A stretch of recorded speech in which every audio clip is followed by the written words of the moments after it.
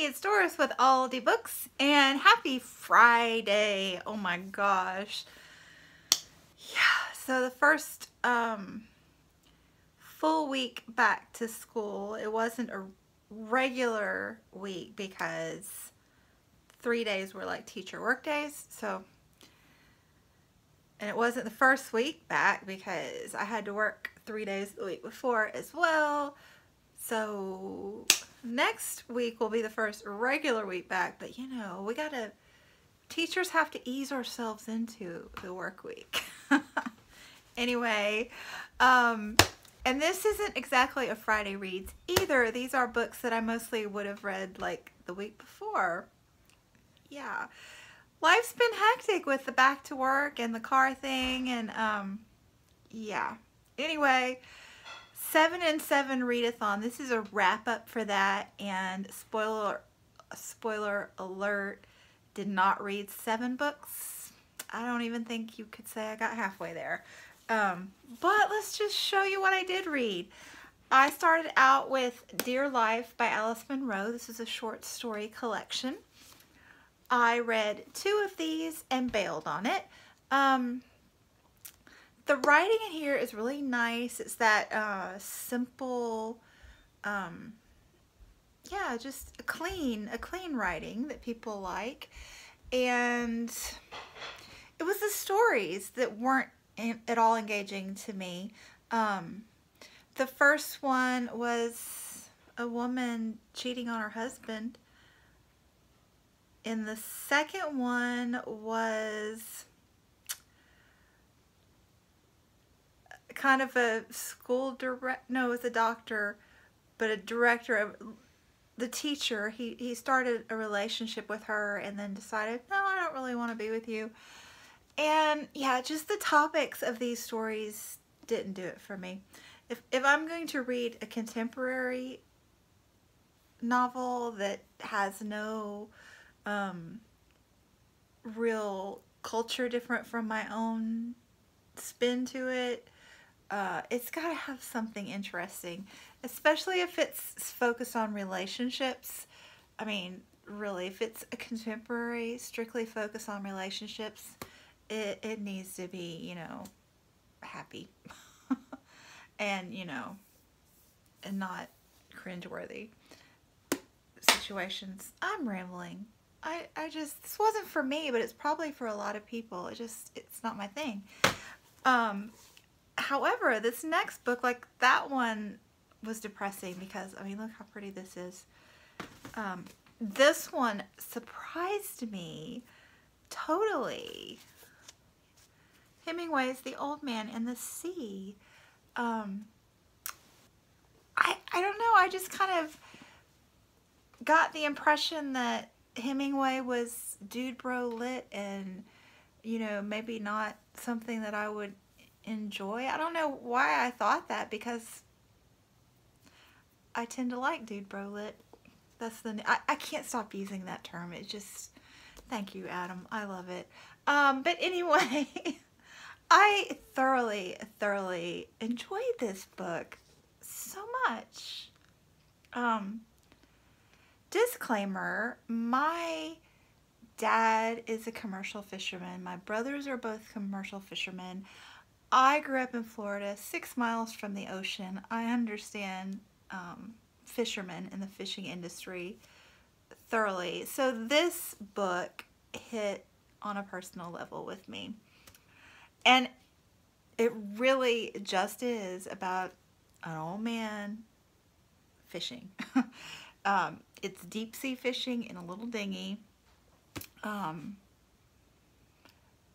But there's also this sweet little relationship with a boy. He's, you know, approaching teenage young man status, you know, maturing in his life and training. And he kind of apprenticed under this old man as a little boy and has grown up working with the old man. And just how he reveres the old man and loves him, and the man's really aging, and I just thought it was so sweet. but it really is just about an old man fishing for the most part. So if you're not down for that, and the funny thing was that these to me were similar, very similar styles of writing, that very clean, simplistic, just tell the story style, you know, stylistically nice, but you know what I'm saying.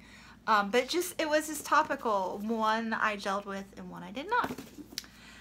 So anyway, then I had to pick another short story collection. So I tried out Roald Dahl's Trickery.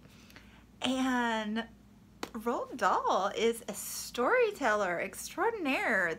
That is his specialty. These, as the name implies, these are short stories that have a tricky twist at the end. So they all have just kind of a tricky little impactful twist. Some of those twists I was down for, and some, you know, didn't really inspire me all that much.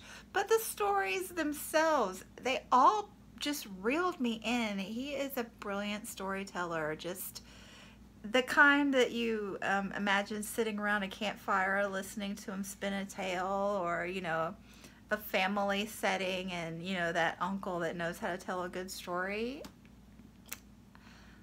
I really enjoyed this, and I'm glad, because I have another Roald Dahl short story collection, cover by, on my shelf. Spoiler alert again, that one has a bee on the cover. This one had a cat, in case you didn't notice. Anyway, and I also finished Sense and Sensibility by Jane Austen. I listened to this on audiobook. It was fabulous that way. And this one, I mean, it was great. It's Jane Austen, come on. And this is my first time reading or listening to, whatever you want to call it, Jane Austen books. And I didn't think this one was as great as Pride and Prejudice. That one was stellar. This one was really good. But it was like, the first half, I mean, it took half the story to really get involved. And I think part of that is because I am so familiar with these stories from the movie versions, or the miniseries versions, that kind of clouds my vision of the story. Like, Hugh Grant and Emma Thompson, I see them when I read this, and I see them like making eyes at each other the whole story, and it's like that doesn't even happen till the end in this book, it seems.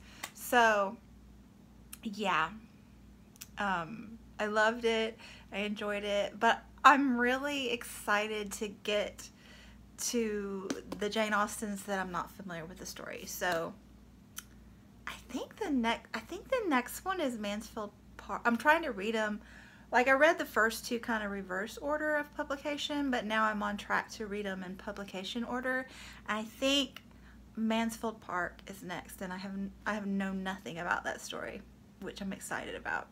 And then I think after that is Emma, which I'm very familiar with that story as well. Love that movie. So, but I'm excited to read the next one because I don't know anything about the story, and so that'll be just awesome. But anyway, that's what I've got. Again, happy Friday.